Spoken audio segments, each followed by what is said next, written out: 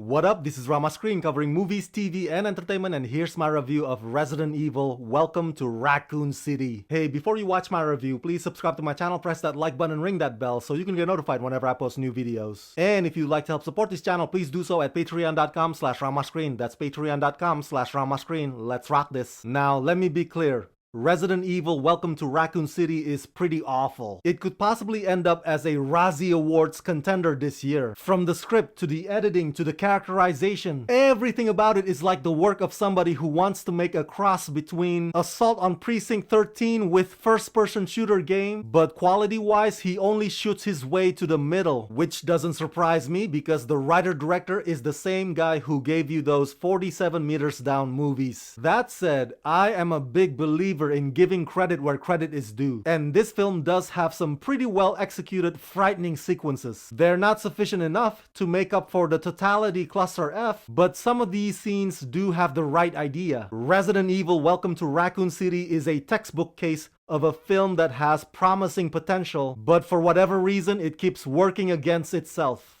Written and directed by Johannes Roberts, returning to the origins of the massively popular Resident Evil franchise, this movie brings the games to life for a whole new generation of fans. In Resident Evil Welcome to Raccoon City, once the booming home of pharmaceutical giant Umbrella Corporations, Raccoon City is now a dying Midwestern town. The company exodus left the city a wasteland with great evil brewing below the surface. When that evil is unleashed, a group of survivors must work together to uncover the truth behind Umbrella and make it through the night. Starring Kaya Scodelario, Hannah John Kamen, Robbie Amell, Avan Jogia, Donna Logue, and Neil McDonough. I hate that the build-up is really slow, and I don't understand that approach. Who are you trying to impress? You're not trying to win awards with this type of film. I mean, really, with movies like this, if you're not going consistently relentless, then what's the damn point? Resident Evil Welcome to Raccoon City should have just given the fans everything they wanted. Give the people what they want. Throw them a red meat, one after the next.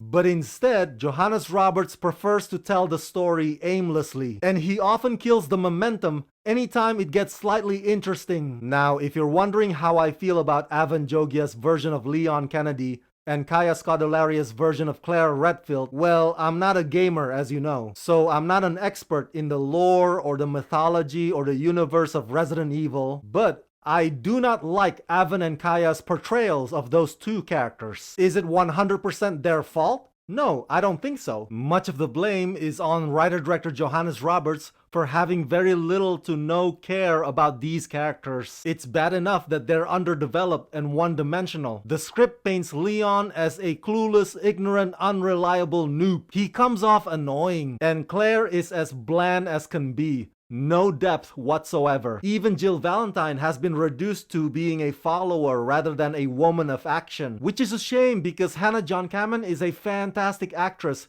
We've seen her kick ass in that Ant-Man sequel, but here her talent is completely wasted, and Avan and Kaya's performances look like they have their hands tied behind their backs. The film's very few redeeming qualities has to do with the encounters with the zombies inside the mansion. Johannes did smartly stage some of the terror by utilizing the surrounding darkness. It's pulse-pounding from time to time, and it feels like you're looking at it from your point of view. But of course, the film often fails to maintain that. It often fails to build on that. It always burns out right before it becomes substantial. Listen, is it nice that the lead focus has shifted from Alice and moved on to other fan-favorite characters? Absolutely. It's a refreshing change of scenery. Unfortunately, this franchise has left these characters in the hands of somebody who, in terms of storytelling, fumbles more than he scores.